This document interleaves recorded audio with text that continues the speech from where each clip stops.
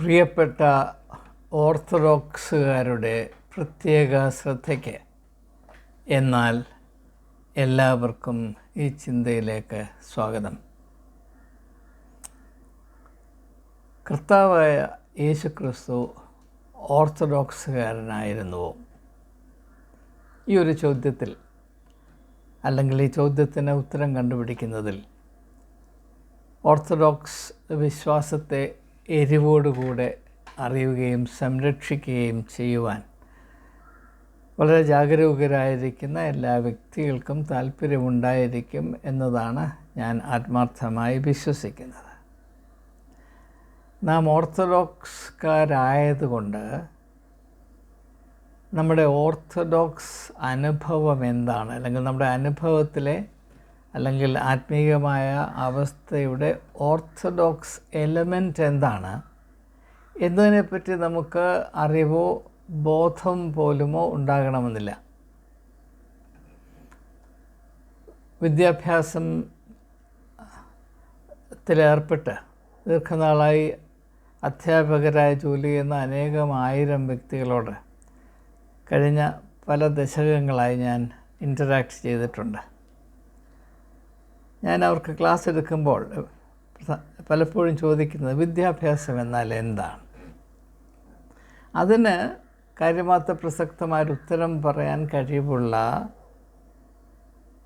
എത്ര പേർ അധ്യാപകരുടെ ഉണ്ട് എന്നത് വാസ്തവത്തിൽ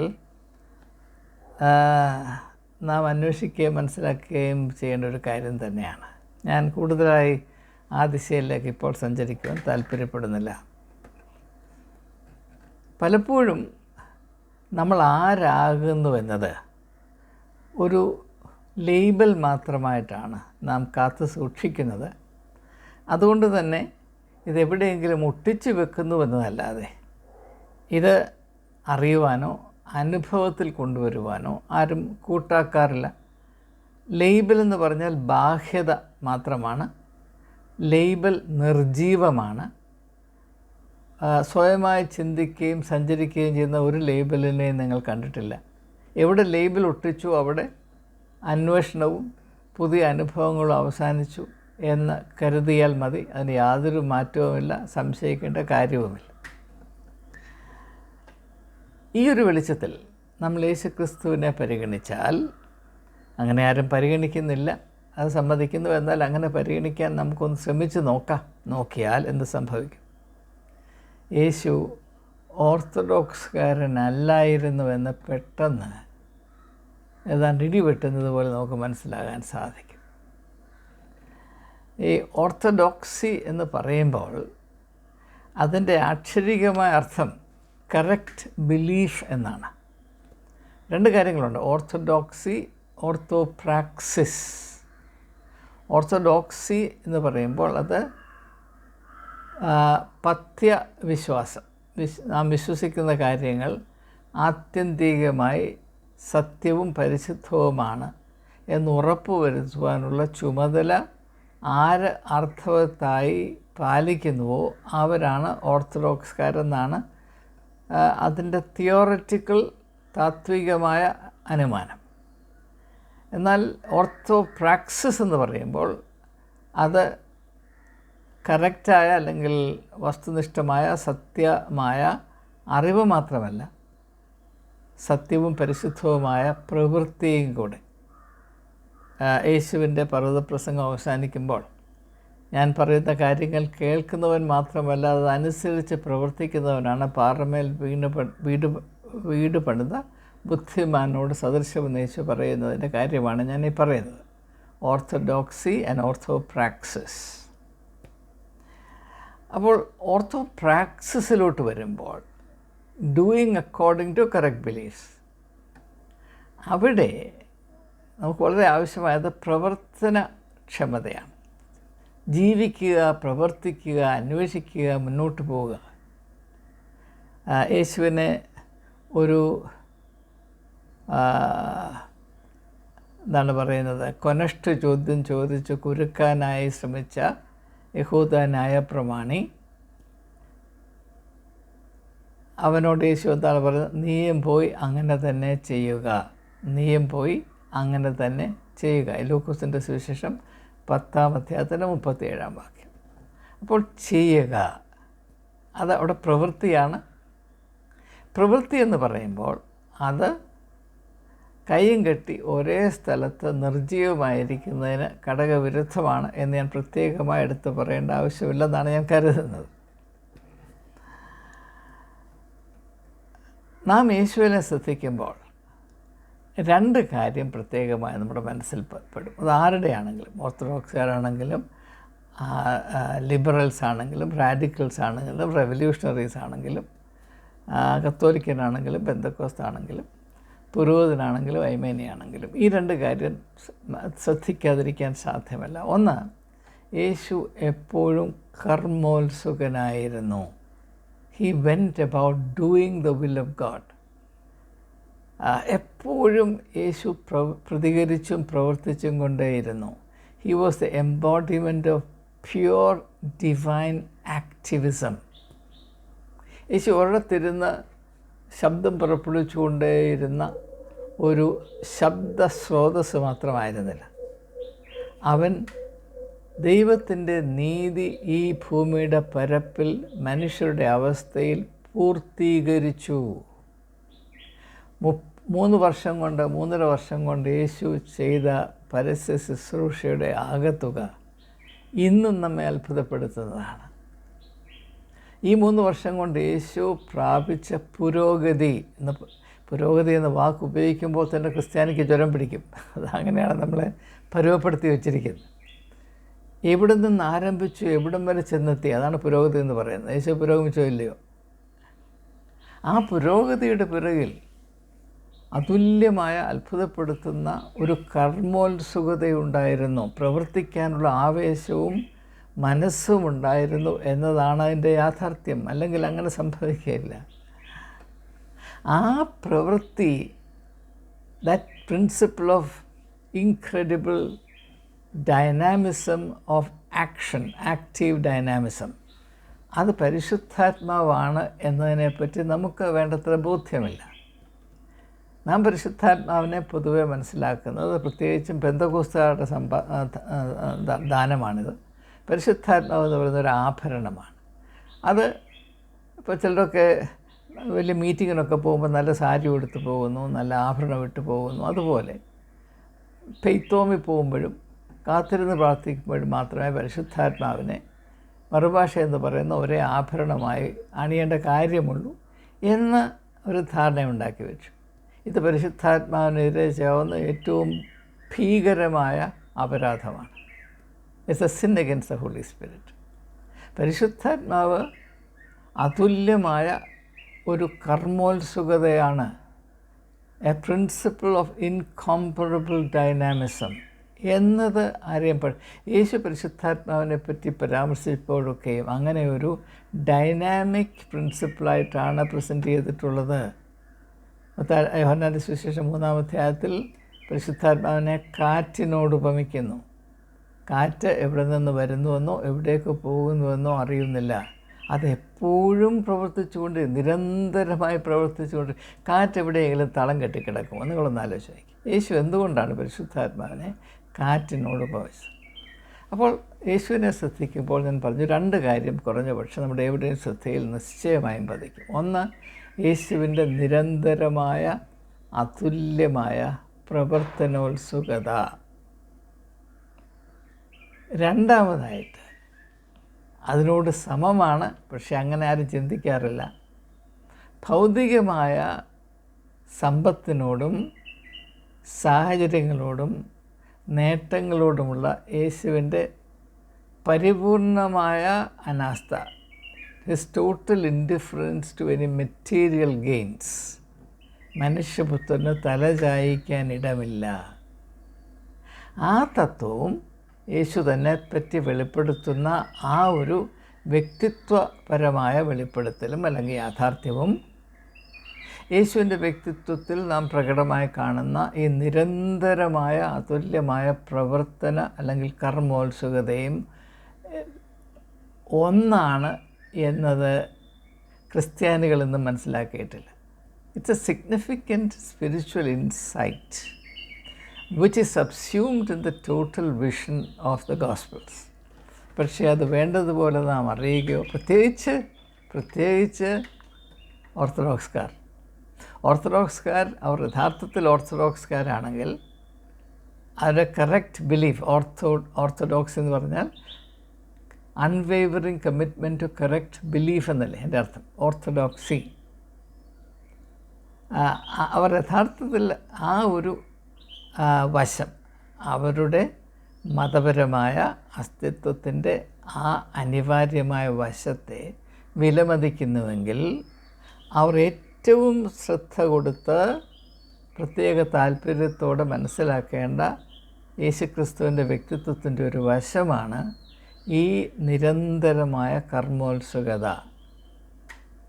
ആ കർമ്മോത്സുകതയുടെ ഫലമായി പുരോഗതി ഉണ്ടാകുന്നു, മാറ്റങ്ങൾ സംഭവിക്കുന്നു. അപ്പോൾ നമ്മൾ നിരന്തരമായി അധ്വാനിക്കുന്നു, അതിൻ്റെ ഫലമായിട്ട് ഒരു വ്യത്യാസവും വരുന്നില്ല എങ്കിൽ അതൊരു വല്ലാത്ത പ്രശ്നം തന്നെയാണ്. ഫലശൂന്യത അത് എരിച്ചു കളയണമെന്നാണ് യേശു പറയുന്നത്. നിങ്ങൾ ഒരേ കിടപ്പ് കിടക്കുകയാണ്, 500 വർഷം, 1000 വർഷം, 1500 വർഷമായിട്ട് ഒരൊറ്റ കിടപ്പ് കിടക്കുകയാണ്. കിടന്നിടത്തുനിന്ന് അങ്ങോട്ടും മാറത്തില്ല, ഇങ്ങോട്ടും മാറത്തില്ല, കട്ടിലൊഴിഞ്ഞു തരത്തുമില്ല. അതുകൊണ്ട് വലിയ നേട്ടമാണെന്നാണ് നിങ്ങൾ പറയുന്നത്. യേശു പറയുന്നു ആ കട്ടിലെ കരിച്ച് കളയണമെന്ന് പറയും. അതാണ് എൻ്റെ സത്യം.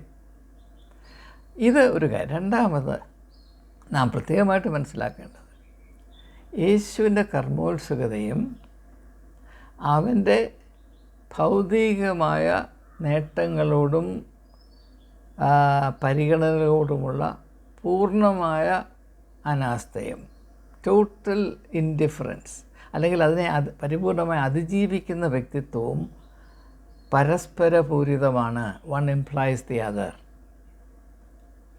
അപ്പോൾ ഇതുകൊണ്ട് നാം മനസ്സിലാക്കേണ്ടത്, യേശുവിൽ കണ്ട ആ ഒരു ആത്മീയമായ മാതൃകയോട് നീതി പുലർത്തുന്നതാണ് ഓർത്തഡോക്സ് സ്പിരിച്വാലിറ്റി എങ്കിൽ നിങ്ങൾ ആലോചിക്കണം അങ്ങനെ തന്നെയാണോ എന്ന്.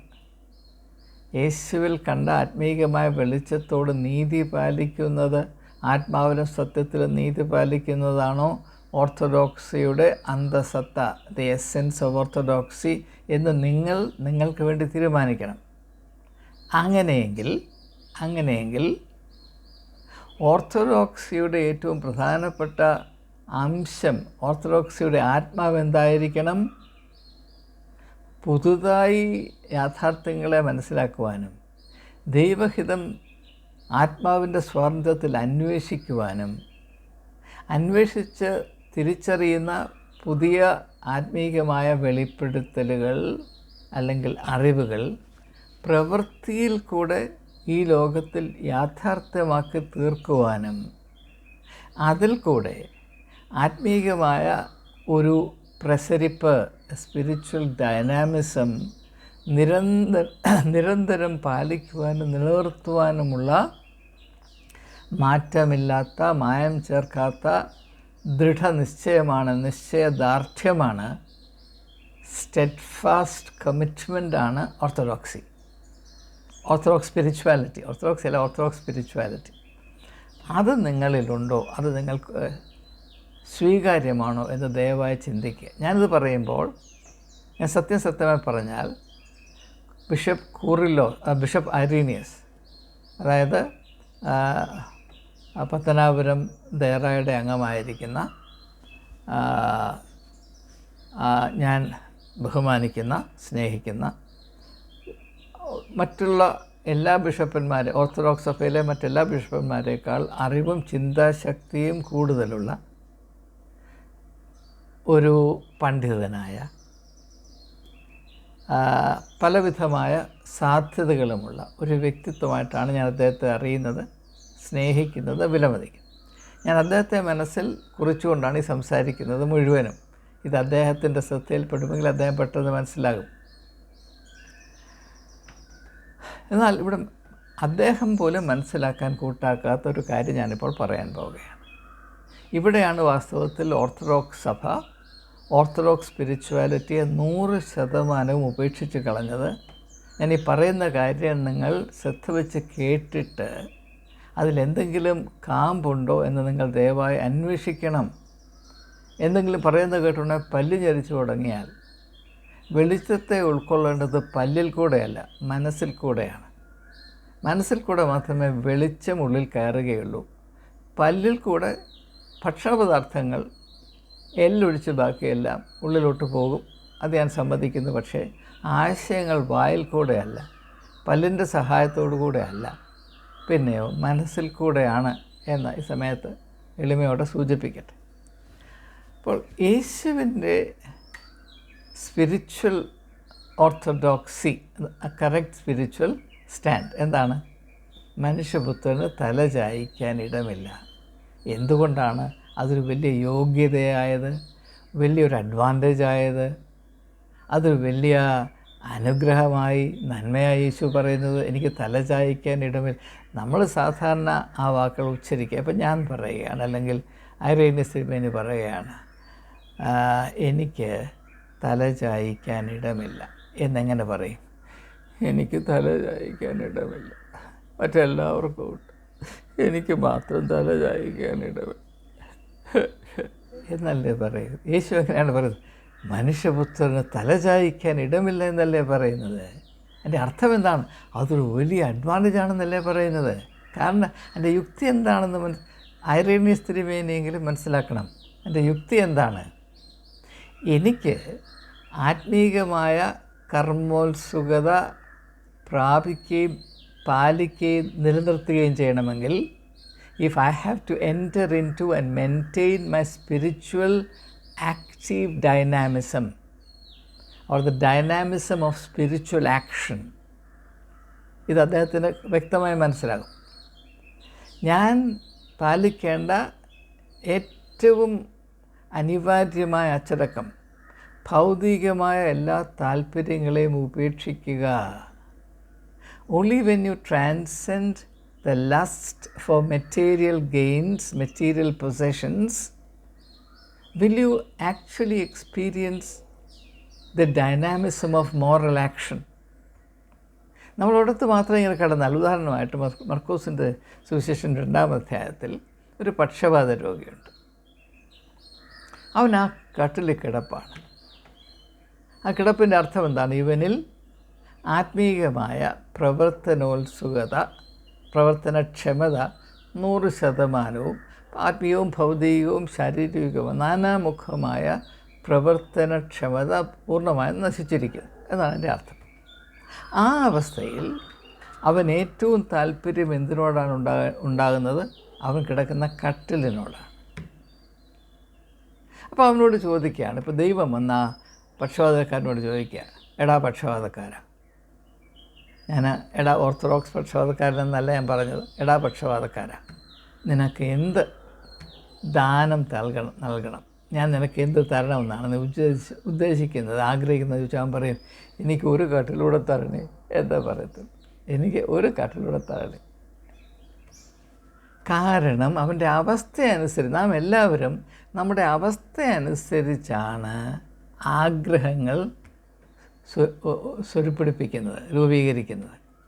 ഇപ്പോൾ നിങ്ങൾ എന്നോട് ചോദിക്കുകയാണ്, നിങ്ങൾ വേണ്ട, ദൈവം എന്നോട് ചോദിക്കുകയാണ്, എടാ നിനക്ക് ഞാൻ എന്ത് തരണമെന്നാണ് നീ ആഗ്രഹം. ഇപ്പോൾ നമുക്കറിയാം മർക്കോസിൻ്റെ സുവിശേഷം 10-ാം അധ്യായത്തിൽ ഭർത്തിമായി ആ വഴിയിലിരുന്ന് ദാവീദ് പുത്രാ എന്നോട് കരുണയുണ്ടാണെന്നൊക്കെ ഇങ്ങനെ മുറ വിളിച്ച് കരഞ്ഞപ്പോൾ യേശു ചോദിച്ചില്ല, ഞാൻ നിനക്ക് എന്ത് തരണമെന്നാണ് നീ ഇച്ഛിക്കുന്നത് എന്ന് ചോദിച്ചില്ലേ? അങ്ങനെ ഒരു ചോദ്യം നമ്മളോട് ചോദിച്ചാൽ ഞാൻ പറയും, എനിക്ക് എൻ്റെ ഓർമ്മശക്തി കുറച്ചുകൂടെ ഒന്ന് വർദ്ധിപ്പിച്ച് തരണേ.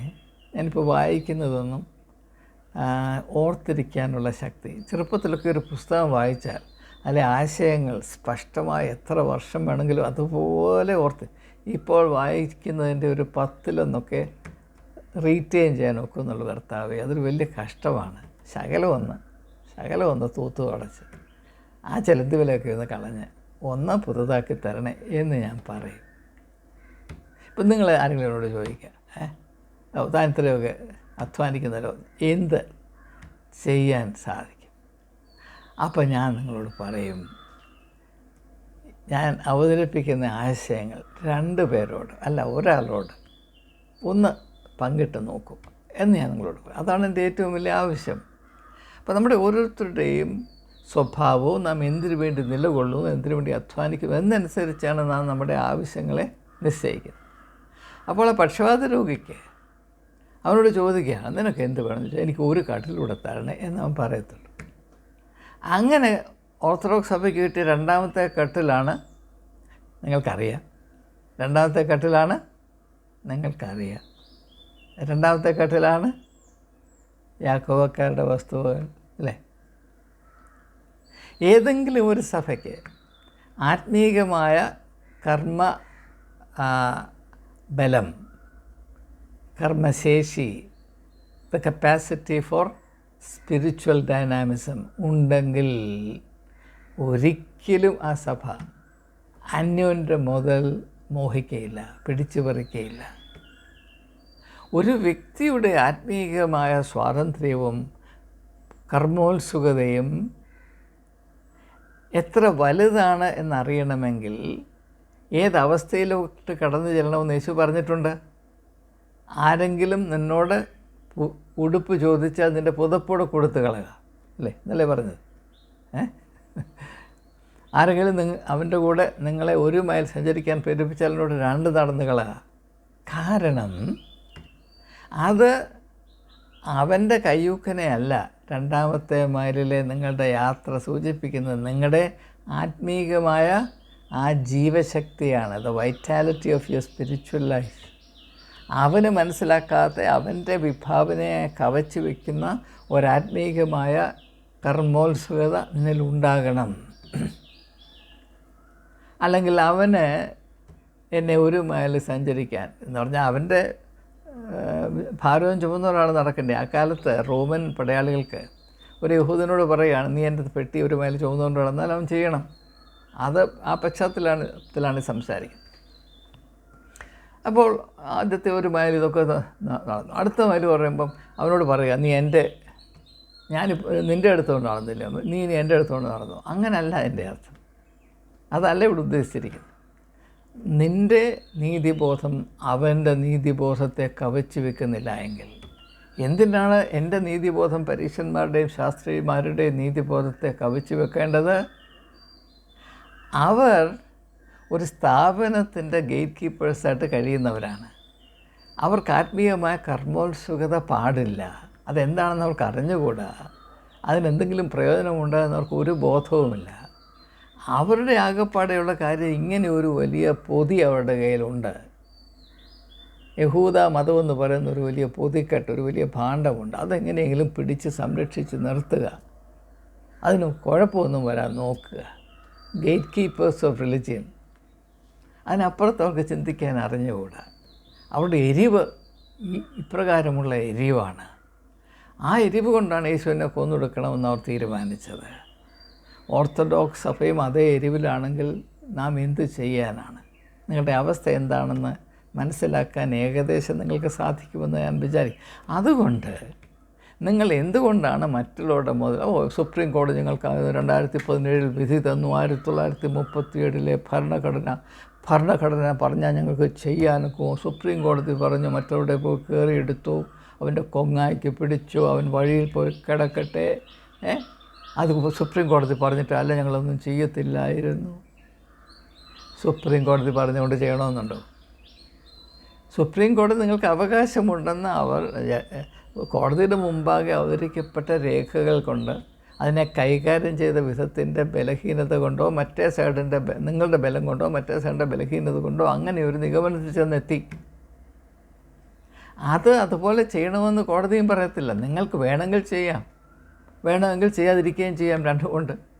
അത് ചെയ്തേ അടങ്ങുന്നതെന്ന് പറയുമ്പോൾ അത് നിങ്ങളുടെ അത്യാർത്ഥി കൊണ്ട് മാത്രമാണ്. ഇതിൽ അനീതിയാണെന്ന് അറിയാൻ വയ്യാത്ത ആരും നിങ്ങളുടെ ഇടയിലില്ല. കാരണം ഞാൻ ഒരു കുറഞ്ഞ പക്ഷം 6-7 ഓർത്തഡോക്സ് അച്ഛന്മാരോട് സംസാരിച്ചിട്ടുണ്ട്. അവരെല്ലാവരും ഞാൻ പറഞ്ഞതിനോട് യോജിച്ചു. നമുക്കറിയാം, ജോഷുവ അച്ഛനെ പോലെയും KM ജോർജ് അച്ഛനെ പോലെയും മരിച്ചുപോയ തോമസ് അച്ഛനെ പോലെയുള്ള പ്രഗത്ഭരായ ഓർത്തഡോക്സ് സഭയിലെ പ്രഗത്ഭരായ അച്ഛന്മാരുടെ അഭിപ്രായം എൻ്റെ അഭിപ്രായത്തോട് സമമാണ്, സംശയമില്ല.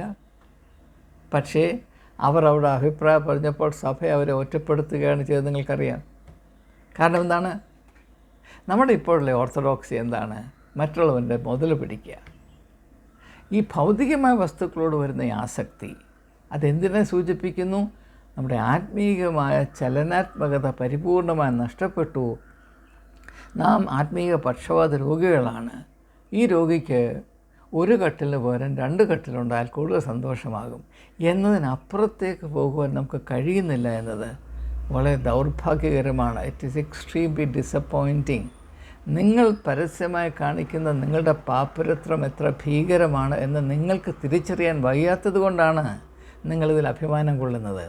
ഇതൊരു ശാപമാണ്, ശാപമാണ്, ശാപമാണ് എന്ന് ഞാൻ കഴിഞ്ഞ 6 വർഷമായി വിളിച്ച് പറഞ്ഞുകൊണ്ടിരിക്കുകയാണ്. ഇത് പറയുമ്പോൾ കൂടുതൽ ഓർത്തഡോക്സ് എരിവുകാർ എനിക്കെതിരെ പല്ല് ഞെരിക്കുന്നു. നിങ്ങളുടെ പല്ല് പോകും, അല്ലാതെ മറ്റൊരു ഗുണവും ഉണ്ടാകുകയില്ല. നിത്യമായ സത്യങ്ങൾക്കെതിരെ പല്ല് ഞെരിക്കുന്നതുകൊണ്ട് നിങ്ങൾക്ക് ഒന്നും നേടാനില്ല. നിങ്ങൾ നിങ്ങളെ തന്നെ അപമാനിക്കുകയാണ്. ഇത് ഞാൻ പറയുന്ന കാര്യങ്ങൾ കുറഞ്ഞ പക്ഷം ഐറേനിയസ് തിരുമേനിക്കെങ്കിലും മനസ്സിലാകും. അദ്ദേഹം ഇതിനെപ്പറ്റി ചിന്തിക്കുമെന്ന് പ്രത്യാശയുള്ളത് കൊണ്ട് ഞാൻ വീണ്ടും പറയുന്നു. അങ്ങനെയുള്ള പ്രത്യാശയിൽ അള്ളിപ്പിടിച്ചുകൊണ്ടാണ് ഞാൻ ഈ വാക്കുകൾ പറയുന്നത്. പ്രിയപ്പെട്ട ഐറേനിയസ് തിരുമേനിയെ, കുറഞ്ഞ പക്ഷം 10 വർഷമെങ്കിലും നാം പാലിച്ച സൗഹൃദ ബന്ധത്തിൻ്റെ ആ ഒരു യുക്തി അനുസരിച്ച് ഞാൻ അപേക്ഷിക്കുകയാണ്. ഈ വീഡിയോയിൽ ഉൾപ്പെടുത്തിയിരിക്കുന്ന എനിക്ക് വചനത്തിൽ കൂടി വെളിപ്പെട്ടു വന്ന ഈ അറിവ്, ഇതിൽ ആത്മീയമായ കാമ്പുണ്ടോ എന്ന്, ആത്മീയമായ വെളിച്ചമുണ്ടോ എന്ന് ദയവായി പരിഗണിക്കണം. ഉണ്ട് എന്ന് ബോധ്യപ്പെട്ടാൽ ഇതിനനുസരിച്ചൊരു നിലപാടെടുക്കണം. അല്ലെങ്കിൽ കാലം അതിൻ്റേതായ ശിക്ഷാവിധി നടപ്പാക്കും. സത്യം ഇന്നല്ലെങ്കിൽ നാളെ ആളുകൾ തിരിച്ചറിയും. ദൈവത്തിൻ്റെ നീതി, മനുഷ്യൻ്റെയും കോടതിയുടെയും നീതിയെ കവച്ചു വെക്കുന്ന ദൈവത്തിൻ്റെ നീതി മാത്രമേ ചരിത്രത്തിൽ അവസാനമായി ഇടം പിടിക്കുകയുള്ളൂ. ആ ഒരു സാഹചര്യത്തിൽ തിരുമേനിയെ ആളുകളെങ്ങനെ കാണും, എങ്ങനെ തിരുമേനിയെ വിധി എഴുതും എന്നതിനെപ്പറ്റി തിരുമേനിയെ സ്നേഹിക്കുന്നത് കൊണ്ട് എനിക്ക് ചിന്തയുണ്ട്, ചിന്താഭാരമുണ്ട്. അത് ഐറേനിയസ് തിരുമേനിയെങ്കിലും മനസ്സിലാക്കും എന്ന പ്രത്യാശയിൽ വാക്കുകൾ ഉപസംഹരിക്കുന്നു.